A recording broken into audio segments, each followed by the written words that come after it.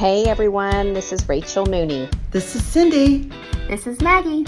And this is Andrea, and you're listening to Real Her Talk, houses, heels, and real estate deals. All right, so you want to introduce yourself, our guest this week? Sure. Do I introduce you to me, to them, or to them? Well, we know you. Okay. Well, just checking. All right. Safety never takes a holiday.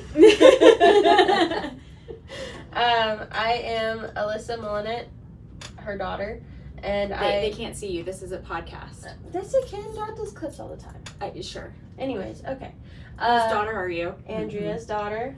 I own my own digital marketing company that specializes in the real estate industry. So I work mostly with agents, market centers, loan officers, closing attorneys, all that jazz. All that jazz. And I've been doing it for 4 years now. And are you profitable? Yes. How do you know you're profitable? I have a P&L. So we usually let people, like when your guest is like, tell us a little bit about you. Mm-hmm. But I'd say people have heard most of our stories, and so they kind of know. You said you're my child, so we raised you. Mm-hmm.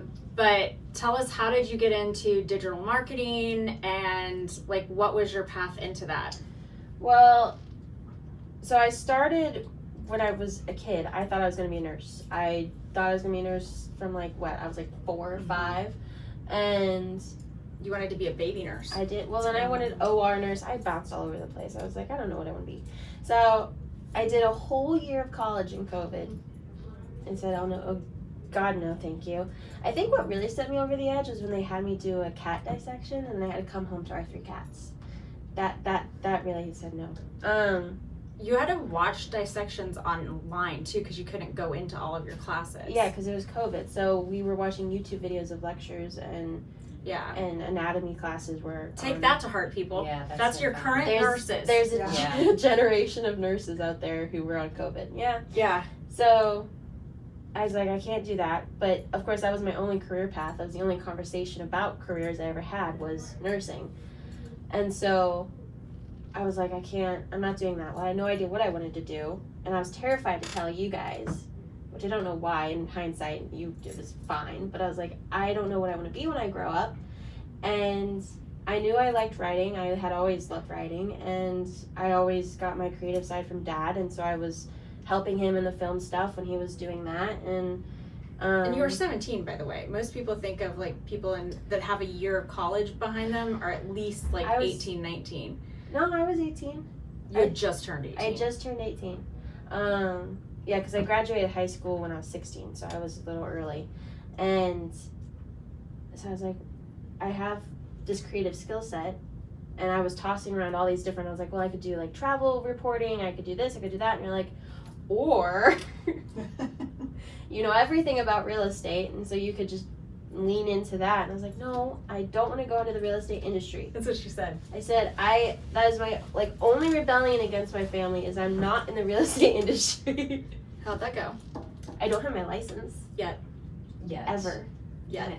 Don't say it. Don't say it. It's a good thing to have. Anyways, go ahead. Anyways, so Mom's like, you know the ins and outs, you know the behind the scenes. Well, wait, you did some research on the finances, because I said you can't be a writer that's poor eternally. You have to be able to support yourself. Yeah, because I knew I wouldn't be an author, because that doesn't. Well, it's hit or work. miss. It's hit or miss, and then it even is a long-term payout. It doesn't work right off the bat. And so I was like, okay. I was thinking about journalism. I was like, well, I could go back to school, because I technically never left college. I said I could go back to school to do journalism, but the college I was at didn't have journalism. Well, and also I was like, what's the ROI on that?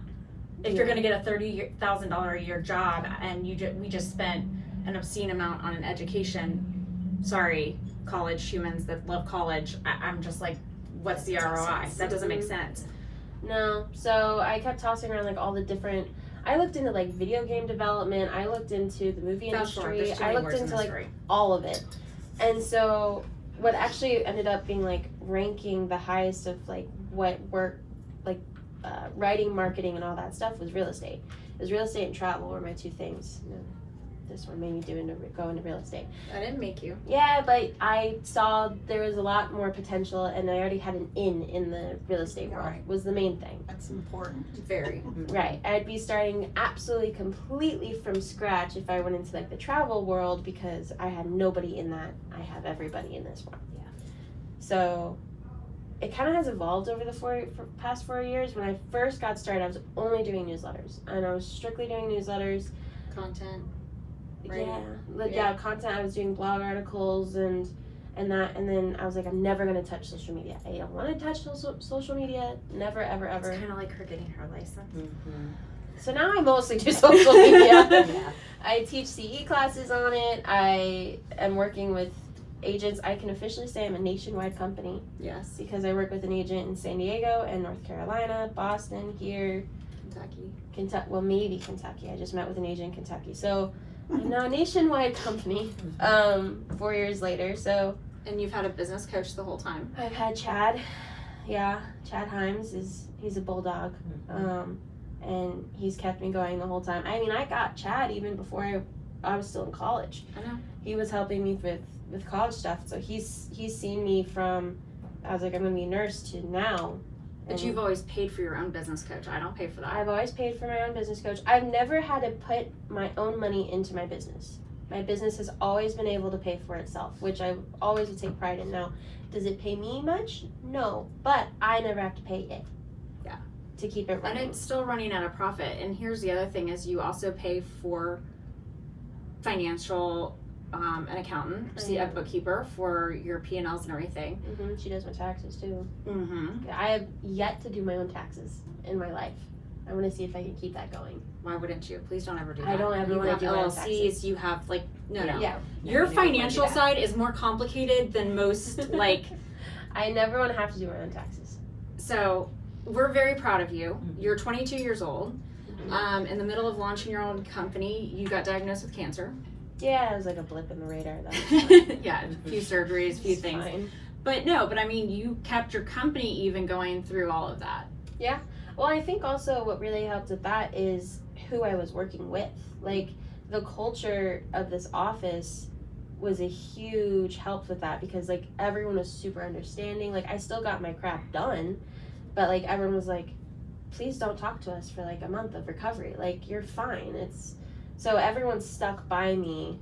Like, I had very loyal people who helped me stay in business by just being like, well, sorry, can't help me to the full extent now, so bye. Yeah. But this office culture was definitely like a huge, plus everyone's support, and just business aside, like I got so many cards and cupcakes and a candle and Love. and all the stuff. Yeah. So, Okay, so Can't beat cupcakes, I just No. gotta Can't say. beat, and they were Linda's Linda cup. Wu Oh, cupcakes. yes. they're You the can't best. beat Linda Wu's. and that's who does our mugs. I know. Yeah. Great cupcakes. Yes. Great mugs. And she Really did anything. she did a bunch of stuff for our wedding too. Mm-hmm. Okay, that's a little bit about Alyssa. She's going to talk about social media trends, digital trends, talk about mortgage trends. But Rachel and I are going to start with real estate trends. Because we have been shouting this from the rooftops, talking about market stats. Like, it is so fascinating. We were in a room with, I think we had 18 Last week. Yeah. last week Yeah. that are all producing at least 10 million in production or above, and the conversation around the table was nobody else is having this conversation. I'm like, They had not heard any of it. right. And we're looking at all different brokerages. Oh All yeah. doing major production in our area. And they had not, this was like, what? Yeah. Mind blowing. Which is good in the sense of like we're bringing value, and I think that's why too I want to talk about this today, is because I'm like, clearly this is not getting out there. Like, these trend conversations, whether it's market driven, it's loan driven, it's content, social media, what's the message, like, it's not getting out there. So I mean, our podcast, we really focus on getting our podcast out locally in Atlanta. We're thrilled if people listen wherever, and yet Atlanta we want to help the people in our market. All right, so Rachel, I'm going to give you this because I'm going to let you talk about that one. Okay. But I'm going to tell everybody, so week over week for the past 3 weeks, this is like wild numbers. All right, so the week of January 27th, new listings, 8,425 hit the market. Last week, the week of February 3rd, 9,470 hit the market. This week, last 7 days, so starting 2/10, 9198. So we dropped in new listings from the previous week. Fallout. So back on market, January 27th, so 2 weeks ago, 1691. Last week, 2,086. This week, 1,769. So less fallout. Here's where things get real good. Price reduction. So everything else kind of went a little up, then right back down. Yeah? Price drops. 2 weeks ago, 10,088. Last week, 11,347. This week, 11,544. The only number that didn't come back drop, we saw an increase in price reductions. And that's going to go straight into what Rachel talks about. So active under contract, pendings, like the most recent that have gone under contract, 2 weeks ago, 711. Last week, 751. This week, 778. More price reductions, more going under contract. Pendings, also same trend, 6109, 6331 last week, and this week, so far, 6805. Closings, 4,090 2 weeks ago, 4,591 last week, 4,098 the past 7 days. So we saw closings roll. Now, this is also exceedingly interesting. Expireds. 2 weeks ago, 844. Last week, 2,279. This last week, 913. So we saw a shoot up in price reductions because a ton of crap expired, pulled itself off, and then withdrawn, same trend. 2 weeks ago, 599. Last week, 724. This week, 618. I mean, so what's up with that many price reductions? This is the trend lines for what we know this is, but how do you dissect this? What does this look like for sellers? I mean, are we telling sellers, how important is pricing right now? Where are we at, Rachel? It's 100%. It's so critical right now and we're going to see this, I think, between the homes that are priced accurately going under contract really quickly, which we're seeing still, average 16 days for Forsyth County versus 99 days in our county. Homes that are priced accurately are still getting the offers and they're getting close to 100%, versus if they're not, they're leaving an average of 7% on the table, not pricing it accurately. So the conversation becomes so critical when you're sitting with a seller to find out, is it a true seller or are they a trier? And we've talked about this before.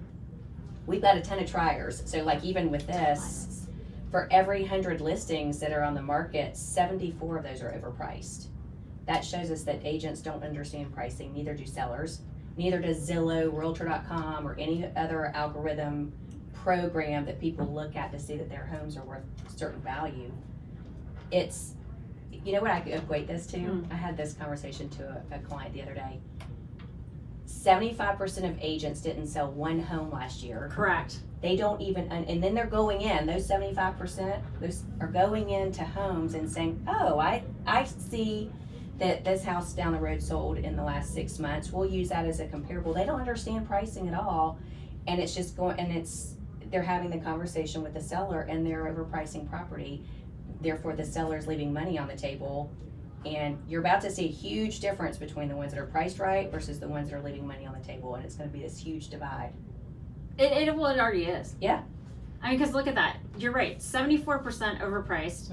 The math the math ain't mathin', except it is when you just said what you said, is that 75%, and this is a true number, of agents that are licensed did not sell a house last year. Sure. So now take those agents, send them in, and now we've got 11,544 price reductions in like a 7-day period. Yeah. Talk about you're pricing your home wrong and advising your client wrong. And so if only 26% are coming out of the door priced correctly, those agents are getting on average like 99 to 100% 100%. sales price to list price. Days on market is 16 versus I'm overpriced and either I don't sell at all, so 46% just out. Yep. That's your expireds, which last week was over 2,200 homes off the market. And then of that, yeah, you're looking They had at, to have price reductions. they had to have the 50%. price reductions. 50% of them had to have a price reduction. 52% had to have a price reduction before it was sold. And you're chasing the market down. This average days on market were 95. Versus For- 16. Yeah. And that, how much money are you leaving on the table? In our price point, an 800, that's $70,000 that a seller can lose because they didn't want to bank on just reducing the price by 25 grand. Right?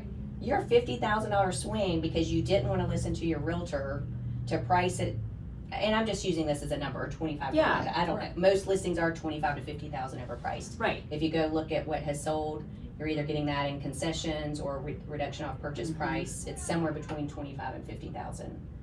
So the sellers don't want to listen to an agent say, let's just go in 25,000 under What you want. what you want. Right, that's. Instead, they'd rather leave and lose 70,000 with a Right. $50,000 swing. But the problem is well, you got two problems. Number one is you've got the agents that don't understand and are going in and not explaining this, and they'll tell you the seller any price they want to hear just to get the listing.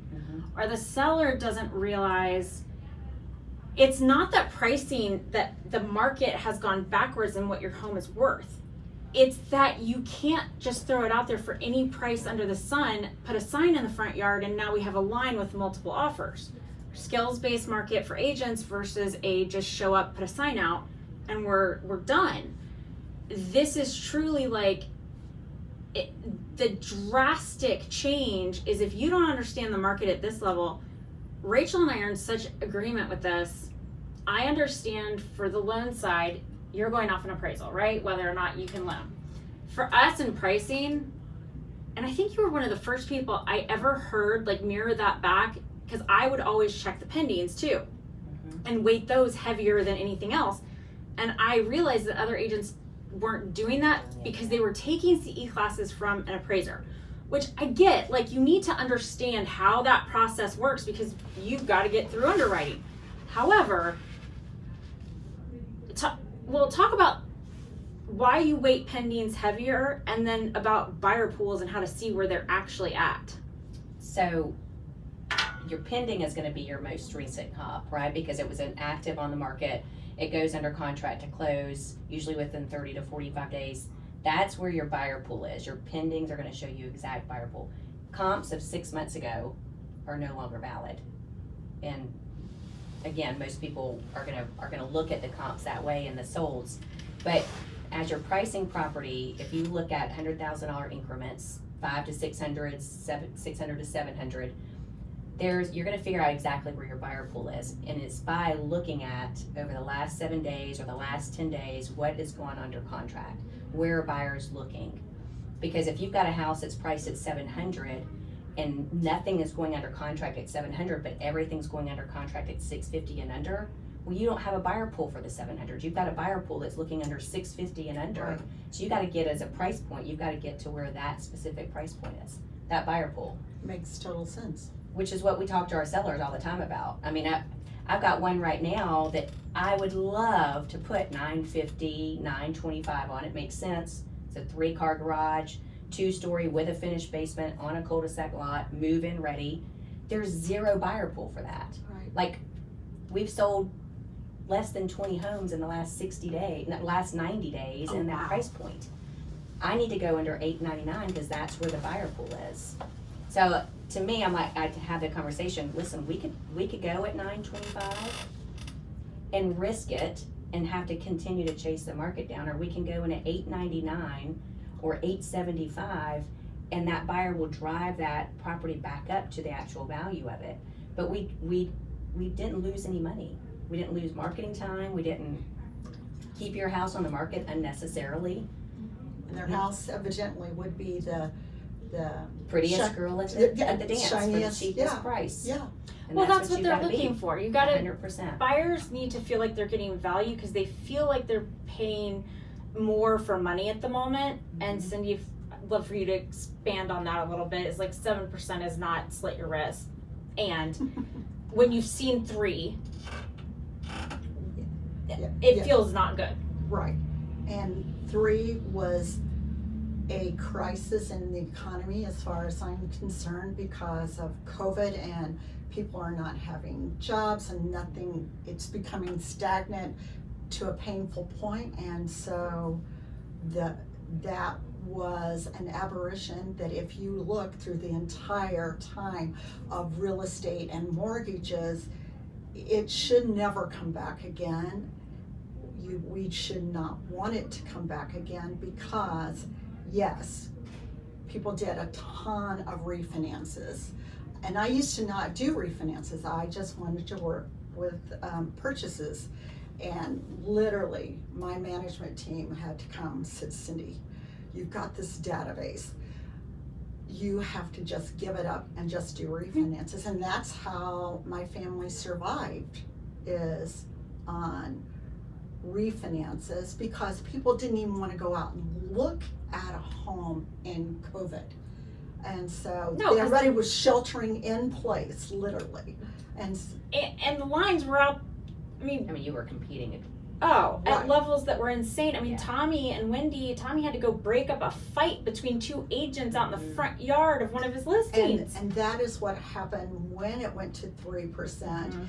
And people got their head around COVID a little bit more. Yeah. And we came up with protocols on how you could see a house safely, and then you ended up with a onslaught of Chaos. Yes.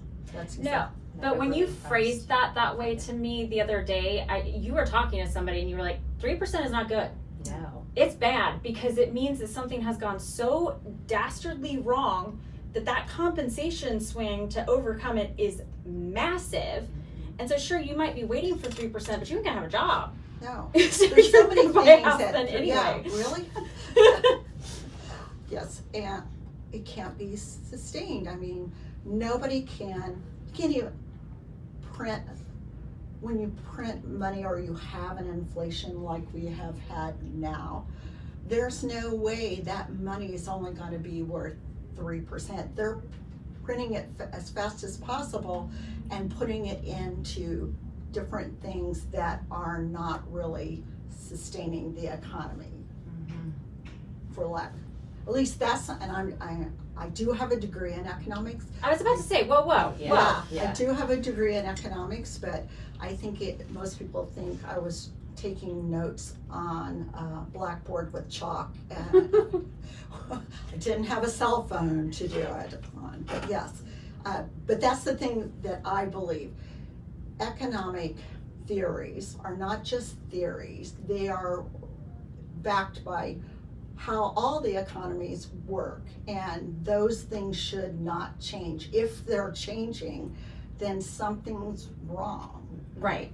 So yeah, we don't want sky high interest rate because that's also something has gone dastardly wrong. And you don't want rock bottom interest rates because something has gone dastardly wrong. And we've had multiple really high Yeah. rates.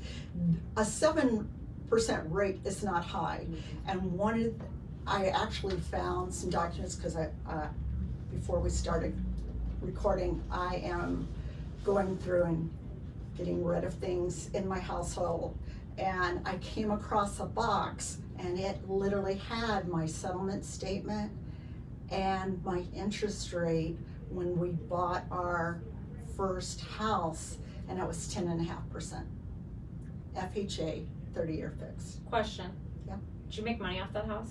I did make money off the house, but we cheated a little bit. We got relocated, so.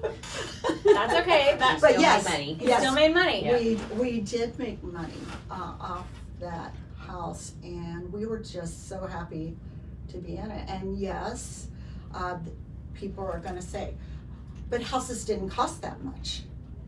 Well, that is true, but I was making, I got a promotion and was making $341 a week with a mortgage payment and a student loan and a car payment of $141. I had a yellow Dodge Colt for forever. That's another story. My father, I got it for graduation, and he put the down payment. He says, "Sis, what kind of car do you want?" I said, "I don't care. I don't care what color it is, as long as it isn't yellow." Oh, no. And he was so proud, and he showed up, and he says, "I knew you said something about yellow." No. That's a true story.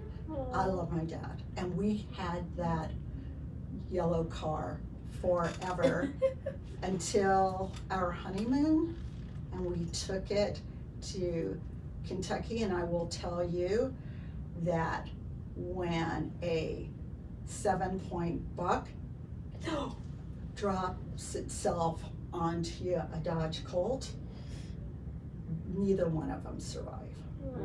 Yeah. Dodge really. Colt and the deer. Yeah. Out Yeah. the door. Oh, I got lots of stories. So Mm. on our honeymoon, we're in Kentucky going to my mom and dad had a lake home in Kentucky. So we had to call said mom and dad, and they drove down to spend the honeymoon With you. with us for that night, to drive back to get another car because the poor Dodge Colt was dead. There you go. Thank Yeah, you for you not can't coming with me. Yeah. Not a problem. Didn't want to. Hey, I am just glad my father and mother did that. Yeah. And, Yeah. Sweet of them. and they had to get up. We had to get up at the crack of dawn too, because my dad had to go back to work the next day. Oh, jeez. I got a million of them, I'm telling you what. Yeah. You're not married as long as we've been married without some funny things going on. No. Always something to laugh at. Yeah. Yeah. In hindsight. Yes. Yes, not in the Yes. moment. Yeah. No. All right, so social media real estate trends overall. We'll talk loan trends. We are gonna. I mean, we're not looking for 3s. We're not looking for No. 10s. Interest rates, if we get back to in the low 6s or 5s, then that's where I think the sweet spot's going to be.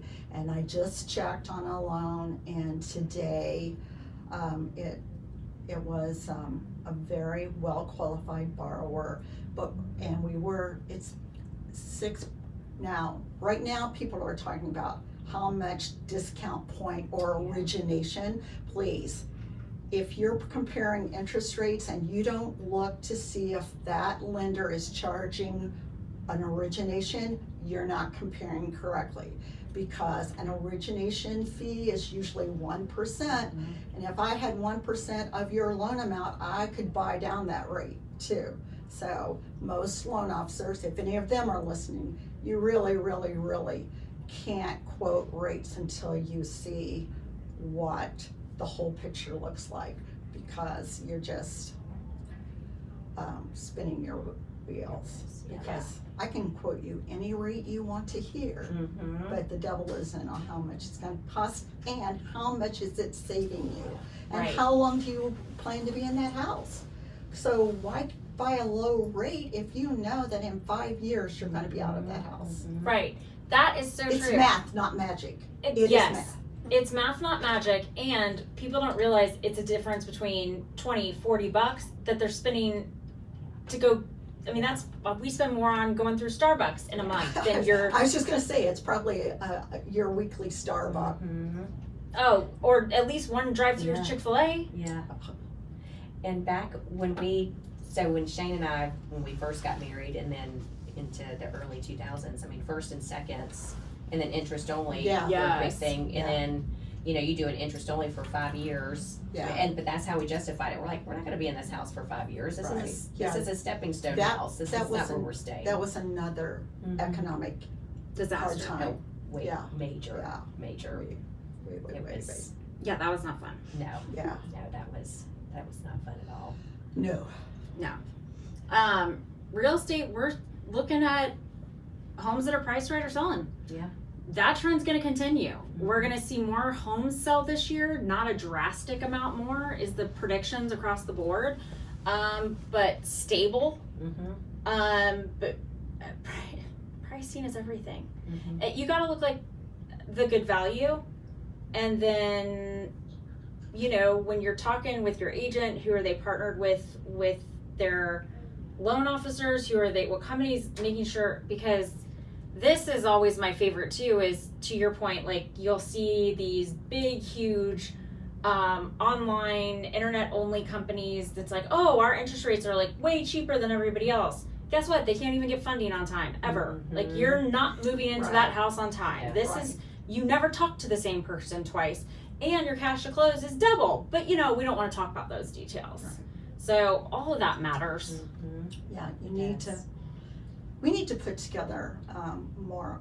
I think we don't do enough of just saying, these are the questions that you should be asking your lender.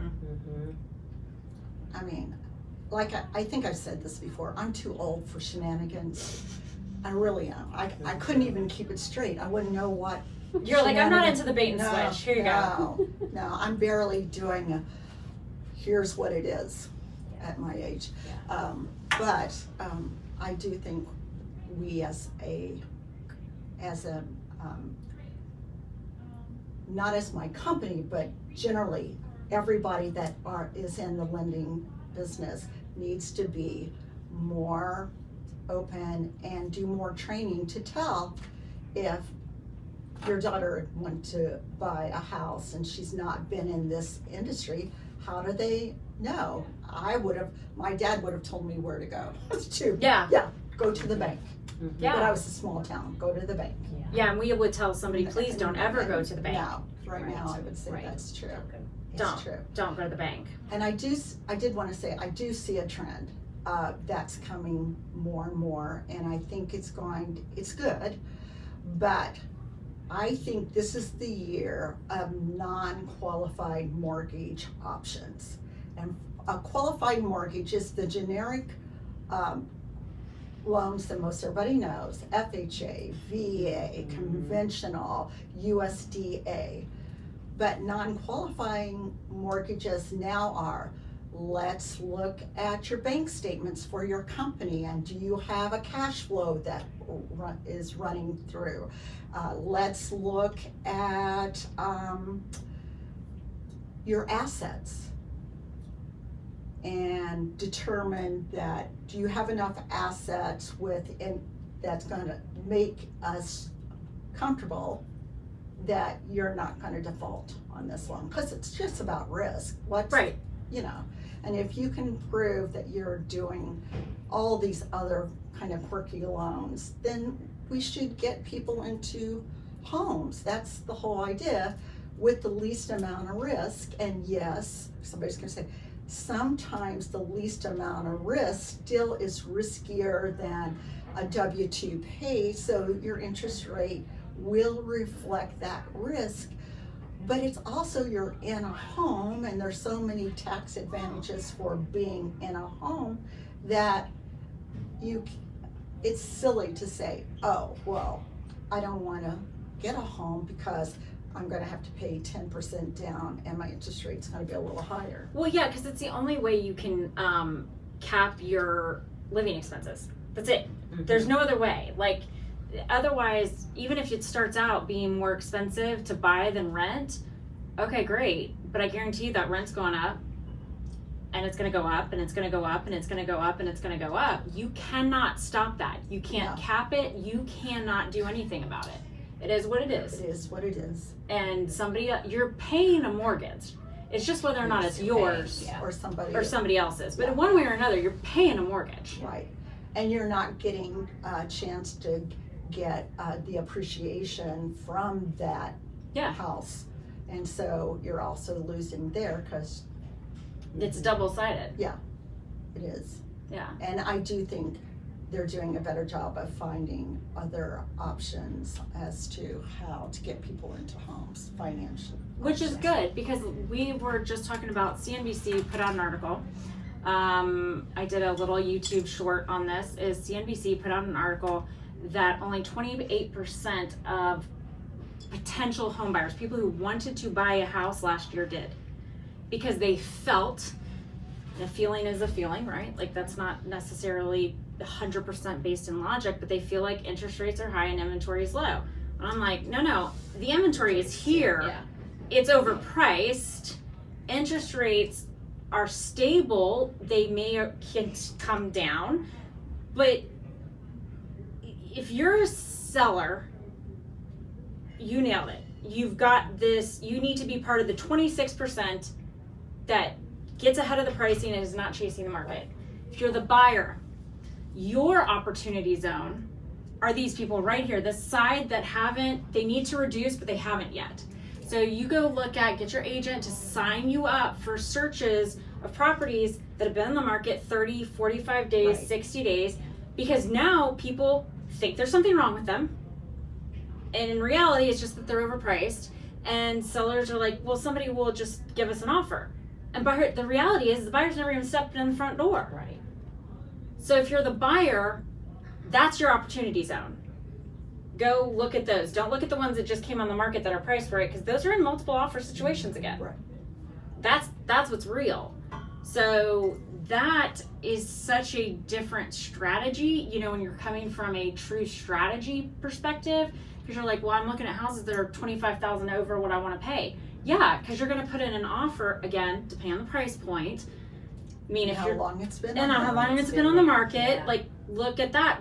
But I mean, let's say you're looking at a $750,000, $800,000 house, which is the average in our area. Yeah, I'm gonna come in 25 to 50 under ask when you've been on the market for 45 days and you haven't had an offer. And listen, the longer you're on the market, the lower those offers get. Oh yes. It blows my mind how sellers think that they can just sit and wait at a certain price and think they're still going to get full price. Right. That blows my mind. I'm like, what are you thinking? Well, the maximum buyer pool that you're ever gonna hit is right when it goes on the market. Right. Yeah, within the first few days. Because otherwise you're waiting for new buyers to come into the market. Mhm. They're like, but it's gonna be the one person who sees that this is the house for them. Yeah. Yeah, your house and everybody else's. Right. I Well, mean that with so much love. And then think about it too. If that, from the lending side, okay, you're paying higher, you get the one higher, then I've got to find comps. Yeah. Right. Yeah, to support Recent that. to support You can't, that. Yeah. Or they're gonna say, no, you overpaid, so it's not necessarily the seller having problems, then you're gonna have the appraiser saying you It overpaid. doesn't, it doesn't line up. Yeah. Yeah. Doesn't line up. Mm-hmm. All right, social media. Yes. Trends in 25 changed, didn't they? Well, they got bigger. So what people were trying in 2024 and 2023 even has drastically succeeded, and so this year those trends are no longer a risk. Okay, so explain that. So For those of us not in Mhm. social media content management, Yeah. but also need to get into it. no. We need to hire somebody that tells us. Yes. We don't need to know the numbers in the stats, We don't- but we just need to know. And we need to know what the content, like what should Yeah. we be talking about to Yeah. gain the most amount of people to understand, like, hey, A, we're here to help you, but B, like, pay attention over here. Mm-hmm. So tell us more about the trends and stuff. So it's no surprise that TikTok and Reels and Shorts and all that are dominating. Mhm. Attention grabbing, that's where people are living. In fact, people are more likely to hit the short form videos segment of a platform than their homepage because they want to know what's going on short form, quick and easy.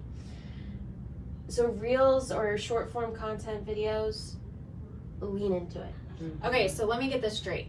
People are going on, let's say, the Instabook, right? Yes, old lady. Well, I said that way on purpose. And instead of going to see what my friends are up to, like posts, like actual content posts, they're skipping that page altogether and they're going straight to the Reels or the Shorts or YouTube Shorts. They're gonna click on stories first. Okay? So they will, whatever's on the top, right? It's quick and easy. Mhm. They're going to click on stories first, and that's how they're keeping up with their friends and family, because those are the quick snapshots of like cute little What'd updates. you do today? What'd you do today? Right, whatever. And then they're going to reels or short form segments, because more often than not, when they're scrolling through their homepage, it's content they're not really interested in, because you know your great grandmother is posting something or whatever. Like, It's not their algorithm. it's not. It's not what they actually care about. Now, a lot of people. So in 2024, people were scaling back on what they're using social media for, because obviously over the course of the past 10 years that social media has really grown, it was you follow your influencers, you follow your favorite celebrities, you follow favorite brands, companies, right? Your big presence on social media, that's who you're following. Well, especially during COVID, but even more so last year, people have started scaling back on following those big icons to focus more on their community, to focus more on what's happening by local influencers, their local brands, and their local advisors, family, friends, all that jazz. So You just called me old, and you just said all that jazz. I say Just all that so that we're jazz clear. all the time. It's my phrase. It's a nice phrase. It's a lovely phrase. Mhm. Go ahead. I'm sorry, I interrupted your train of thought there. With all that the jazz. It's fun. Anyways. So yeah, people are going closer to home, but if their friends and family aren't posting that short form content, they're less likely to be engaged with it. So I will, out of obligation, follow people I know from, like Kim Hewitt, who's like a long-time family friend. I don't talk to her, haven't talked to her in God knows how long. We're sorry, Kim. We hope you watch our podcast. Okay. But I follow her mostly out of obligation. I don't actually care what her granddaughter does, right? Like, I don't actually care what's going on. But I follow her out of obligation. So, it's fine. Bleep the names. Bleep the name. Bleep the name. Okay, go ahead. Anyways. That's not what I need getting out. And it's fine. So, but I follow, like, Moana, who is a friend of mine. She posts reels. I will watch her reels, and I will like on and most likely comment on them, and her stories. Mo is a perfect example, because also that's what she does.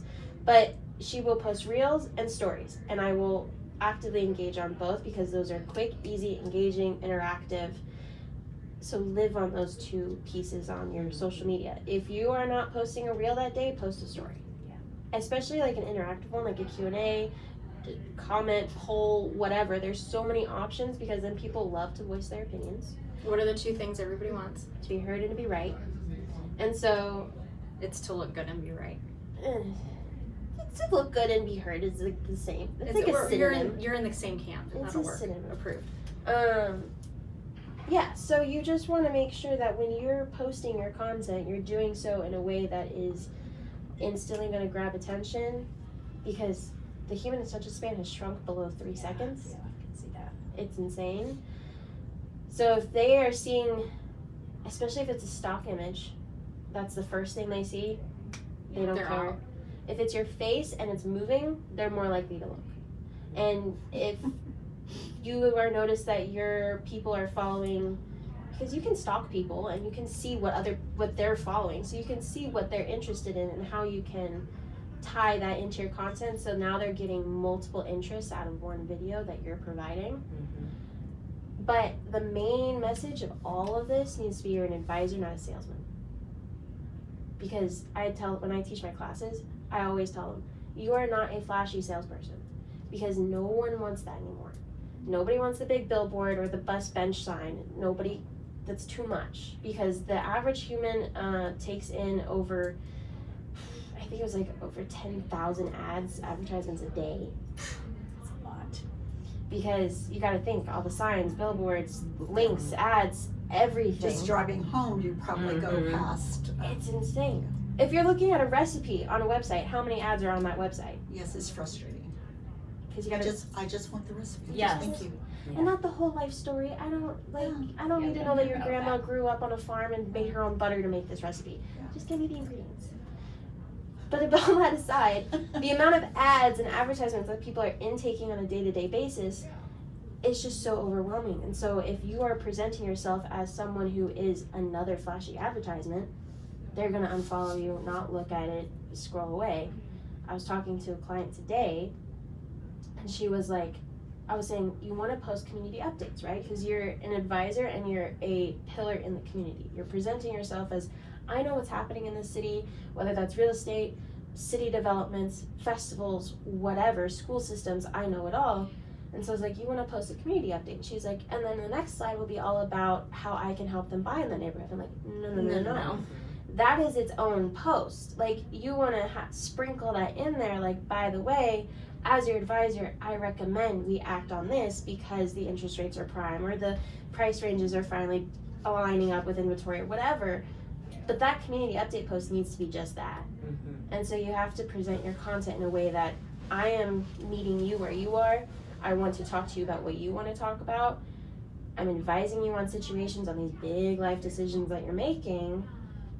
And then also, when you think that you need a realtor, I'm the first you think of because I've been guiding you this whole way, this whole time. So, reels, stories, those have blown up. And community first. And community first. Facebook communities, if you already have a pretty solid baseline on Facebook, join a community first and foremost if you're not already in one. See what people are talking about, especially like the city communities or like your local, like I think there's one like a polo community one. There was a mountain climbing community that one of my clients was part of in Colorado. And I was like, but you're in Georgia. It's fine. And so, but I told her to be. You're like, that's not the one to lean into. That's not the one to lean into. I was like, you're gonna want to talk to more of the people that are in your city and be present and answer questions on there. And if your neighborhood does not have a Facebook group, make one. Create I one. say creative. Yeah.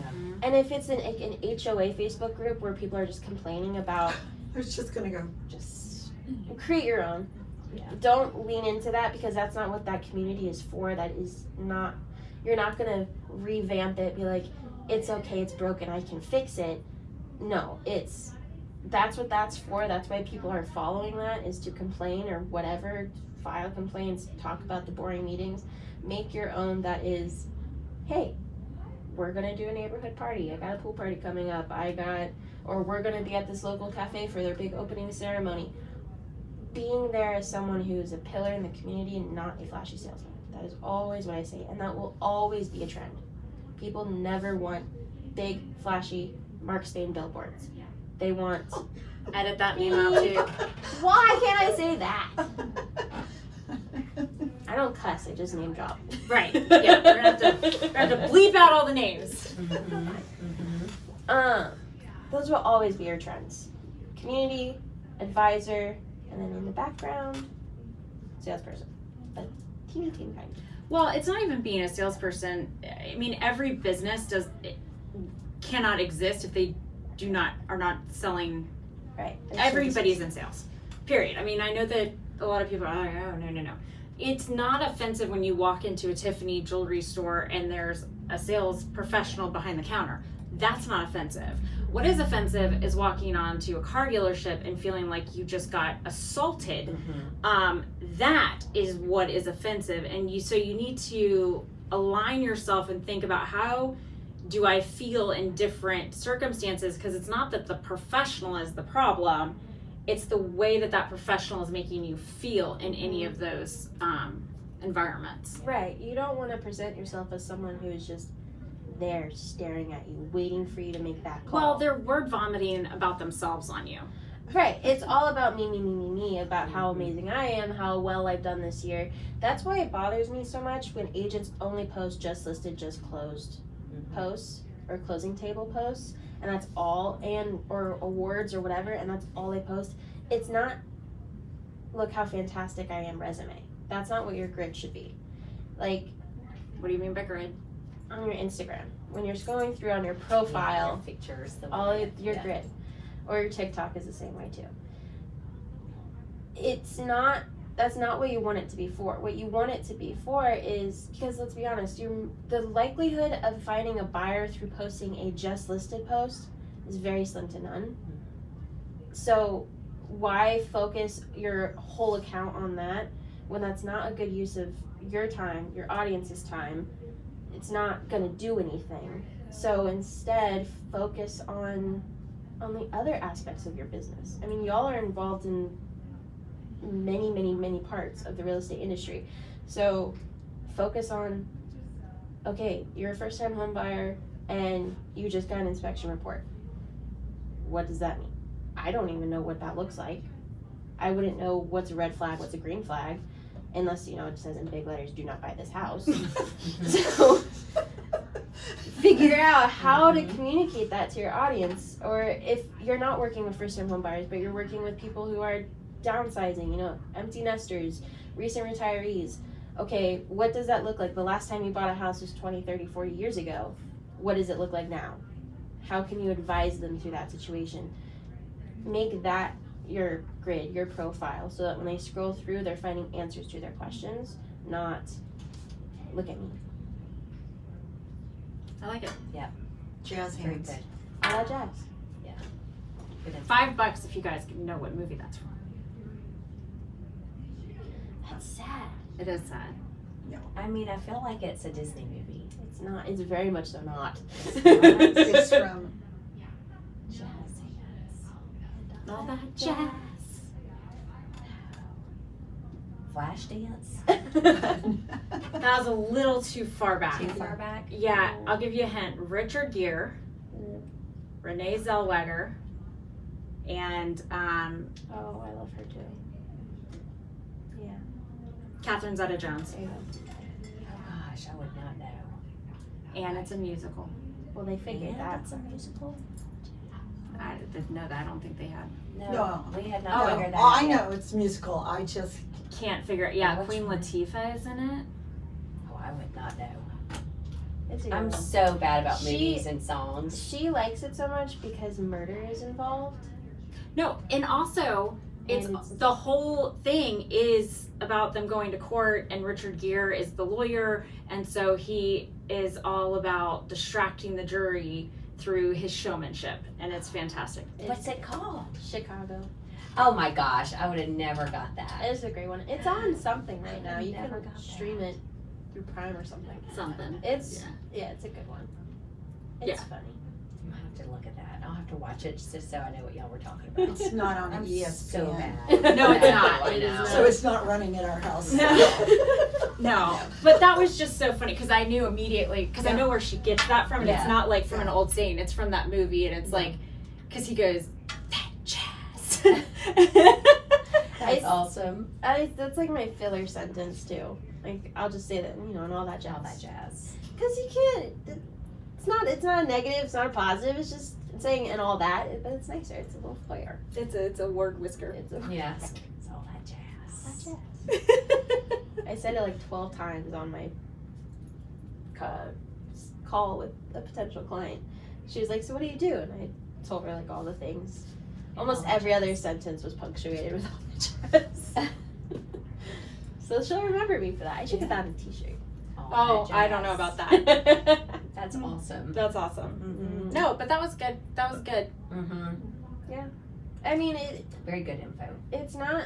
Well, and we're all small It businesses. changes so much that the trends of social media It's change so on- quickly. I It's feel the like. mechanics of it that change all the time Mhm. because like the algorithms, the tiny little mechanics behind it, that changes all the time. Human nature doesn't, and what people are actually at the core interested in doesn't, Mhm. because you can always count on that. People want quick and easy because they're lazy, for one, and two, they want it to be entertaining, and three, they want it to matter to them, to be relevant to them. So you can always, whenever you're making content or thinking about coming up with a content calendar or real ideas or whatever, always come back to my industry and how I can make it relevant and easy for them to understand, to apply, whatever. Oh yeah, people are willing to pay a premium for an easy button. Mm-hmm. Oh yeah. Speaking of easy buttons, do we want to talk about AI? Oh, guess what? So now, Fairway, who is the parent Yeah. company, the underwriters were at our meeting, and we have an AI button for the guidelines. Okay, that's not No. bad. That's actually pretty cool. It is, so now you don't have to go through 450 pages to find Your credit one or little- credit or That's where it's, awesome. yeah. It's in testing, That's, but yes. that's actually cool. It's- That's gonna make that your is. job It's called easy. Gigi. Oh, that's cute. That is cute. No, and I'm fine with it being an input output. Mm-hmm. What Yeah. sends me over the edge is okay, so FMLS, which is First Multiple Listing Service here in Atlanta, comes out with this AI thing where it'll input your listing, create the content, and pull from 41 different websites to do this from. And all I can think, and it even says, like, please proofread. And all I'm thinking is, No one's gonna prove. nobody's No. going to proofread that. And what reputable websites are you even pulling entire listings information from? Redfin, Zillow. Probably. Those Those were are- written by other agents that Right. don't know how to write. I'm like, those are brokerage websites, so you can't Yeah. use those. I've seen, oh my God, I'm just like in sheer horror. Agents don't even read the small description now on listings, No. much less they're gonna go read something that AI created and make sure that And- it's, and proofread it, Oh make sure yeah, it's good. and all the tax records are 100% correct too. So even if they're pulling from tax records, that's never been a problem. Said no agent ever. Mm-hmm. I'm like, oh my God, this is a disaster Something's waiting wrong. to happen. And here's the thing is I have gotten complaint calls. I mean, well, the complaint calls I get are hilariously funny, like 90% of the time. Mhm. One time I actually got a complaint call that one of our agents had sent somebody a thank you card in the mail. Actual complaint. audacity. We really need to have a call just on your complaint calls. I mean, We kind of Podcast. did cast Yeah. on my Yeah. complaint call. I have some good ones. But Yeah. this one called because they were irate that on Zillow, which for clarity, none of us own. mm-mm. They don't accept our edits. They don't care what we say. And that Zillow had the square footage wrong, and therefore the price per square foot that she was selling that home for in their neighborhood was dragging down the value of the entire neighborhood, and it would ruin the comps in that neighborhood for years to come. I was like, Jeez. and all I can do in my head is like, don't giggle, Andrea, don't giggle. Yeah. You're gonna giggle, and then people get madder. Mm-hmm. I giggle because I think it's hilarious. Now, the best part of this story is that agent comes to me literally yesterday and says, hey, remember the people that complained because I had ruined the values for the neighborhood and blah, blah, blah. And I was like, yeah. She goes, they just sold for less per square foot than the house that they were mad that sold for so low per square foot. Because just so we're all clear, in Georgia, that's not really how we price, is not per square foot. If you're out west, yes, 100%. We are bedrooms and bathrooms. Yeah. That we are so bedroom and bathroom driven. A perfect example is the house that we live in. We have a huge house. It is only 4 bedrooms and 2.5 baths. But we have tons of living spaces and Yeah. room. Like, it is a big house, but at the end of the day, it's a 4, 2.5. Mm-hmm. That's what the comps will be for that house, Yeah. period, end. We should add closets to that because the closet space at our house could be better. There's some definite opportunities. Yeah. But Should add- they didn't even have square footage in our MLS system as an option until Oh, for what, years. 8 years ago Yeah. or so? Like, just really recent, really. Yeah, because So we that's never not even how looked we at it. price. Mm-mm. And I'll see somebody and somebody will come in and be like, I don't understand because the price per square foot on this Yeah, is it's like, not don't lining even up. Look at that. And I'm like, well, it's never going to. You're comparing 4 2.5s and a 5 3.5. And so, okay, they're off. The square footage isn't drastically different, but you've got more bedrooms and bathrooms. So they clearly have smaller family rooms or whatever. Mhm. Pick your poison. But the 5 3.5 is always going to sell for more than the 4 2.5. Period. That's how Atlanta works. Yeah, because even when we're talking to our friends out in California, they always are talking square footage. Always. Yeah. And I'm like, I don't know what that means in my head. Like, I can't. No, it's not relative to us. No, but then when they go and describe it as like, yeah, we're adding an extra bedroom, we're adding an extra bathroom, like, oh, that makes sense why you're paying more money. Like, because you Yeah. have more bedrooms and more bathrooms. I don't know what square footage means. Indiana talks square footage. Square We might footage. be one of the only states that don't. I don't know, but it's not. We may be. Yeah, I kind of feel like we are one of the. So square foot is genuinely a square foot Yeah. Yeah. And it's how many. of those. Of but those, but yeah. that's not how our brains are trained to look at something. Mm-mm. So like I struggle because we'll go into houses and my dad or Seth or whoever will be like, oh yeah, this house is about what, 2,500 square feet? I'm like, I don't know. I don't know, it's 3-2. Like 3-2 ranch. What else do you want from me? Yeah. I'm not good at that either. No, and you know, I mean, you guys know this, but there's some states where they're not attorney closed, that you don't have to have an attorney close your have your closing at an attorney. You have other states like New York where at the point that the agents have nothing to do even with the contract, like if they're out at the time of like finding the two parties. It's just wild. Because we are an attorney state, and I also learned that we're one of the very few where the buyer and seller sit across from each other still. Yes. Even if they're attorney states, 90% of them out there, They're all separate. they're always separate. They're like, Yeah, it is weird. do You what? sit across the table from each other. Yes, and they actually talk to each other and yeah. ask each other questions, and sometimes they exchange phone numbers. I mean, Welcome to the I was South. gonna Yeah. say it's a southern thing. Yeah. I just learned that that earnest money isn't a universal thing. Well, it is, but it's not called that. It could be called Mm. option money. It could be called other and a things. percentage down. Like for our area, earnest money typically would be around 1% of the sales price. That would be like a typical what you would put down, but that's not the case in all areas. Some are much less. Some are way more. Yeah, way higher. But our area is typically around 1%. Yeah, all the things you didn't know. Mm-hmm. Well, and when you look at generic presentations, escrow, Mm-hmm. like they go into escrow. Yeah.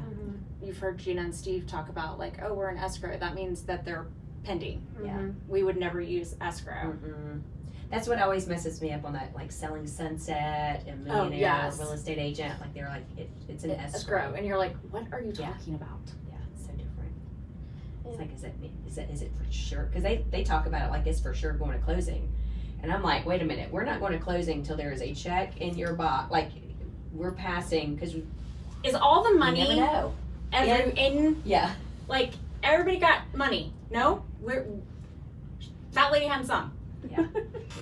But they talk about it like it's a done deal. Like it's an escrow, it's a done deal, and probably for the TV show. I was gonna say, But you know, people will ask me all the time, do you watch it, like any of those shows? I'm like, I can't. they're Because- pretty funny. It's all so scripted. It is. And I mean, we know from them being in Atlanta and filming stuff, it's like they've already bought the house. Yeah. They'll go look at the two, or they're already sold it, whatever. It's already done. Like, you're watching a TV show. I like the reno shows though, because those Oh yeah. don't really have to deal with buying I or like selling. some of the unique things they come up with too. Yeah. Mhm. You know, I love all finishes and stuff like that. Yeah, like I like Love It or I List don't It. watch TV or Fake. shit on. I know it's fake. It's like saying you watch the Kardashians because you like the realism. Like it's not a documentary. Like You don't know. BBC nature documentary or the Kardashians. Definitely the same thing. Yeah. Yeah. I mean, yes, but a lot of people think that's real. Yeah, they do. That like you go to a coffee shop, you sit down, you get on the phone, you're like, okay. On speaker. Yeah, on On speaker. so Yeah. everybody can hear. And then you come in and you're like, and I'm gonna email that paperwork over and it's all gonna be Yeah. done. Let me tell you all, for 100% clarity, until all signatures are on that contract, you don't have a done deal. And the agent is required by law to present all offers. So if you say, I'm gonna go home, I'm gonna type it up, I'll get it over to them, you're not under contract. Yeah. And a lot of people have missed out on homes that they wanted because they dawdled signing, the agent didn't put it together, didn't make it over, and the seller didn't sign, and a better offer came in, and Right. the people are pissed. And Yeah. you're like, and I've gotten those complaint calls. So I'm like, the agent said verbally we were under contract. I No. want something done to them. Yeah. Nope, nope, no. Say whatever they want. They can say Bob Drunkle till they have blue ink, press hard. Yep. DocuSign, whatever, but The fun times of real estate. yeah. Times. I mean, come on, the three of us, remember, I printed out 7 6, coffees. You did 6. Mm-hmm. I did 7. 7 copies of every contract. You had to have everybody in blue ink. I remember I would lay them out on the hood of my car. Yes, and all signed. Uh-huh. And then go drive to the other agent, wherever that was, along with a copy of the earnest money check. Yep. Bring it on, and then drive it over to our lender. Like, we were just hand driving it. Everything everywhere. And oh my gosh, how many of those dadgums sign here arrow posted note things? Yep. Those were Yeah. everywhere because because you had to have lender, both agents, both brokers, buyer, seller, All in blue ink. all. Yeah. Couldn't have photocopies. Who came up with the color rule? Like, why does that have to So be you blue? could Because- tell it was because truly a signature. Because in the old days, Mhm. blue ink would not come off as blue like it does now, so. So if you ran it through the copier, Fair, Yeah. Yeah. copiers were only black and white or they were atrocious. Yeah. Yeah. Yeah.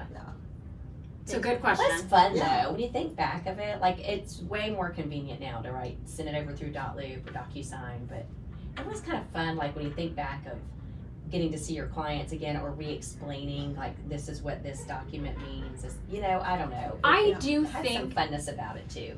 that we had to educate people better. Because you didn't just sign the front page and the back page. The Right. initials were all through it. Right. I mean, that's how. Explain I mean, what each paragraph was. correct. I mean, Yeah. I got so good at being able to flip a contract over upside down Yeah. And know where to Explain. point. and know where to point and explain And then because paraphrase. You're paraphrasing each one. Like, Yes. this means this talks about escrow. Let's talk, and then you talk through that. And this one talks about your down payment. We talk about that.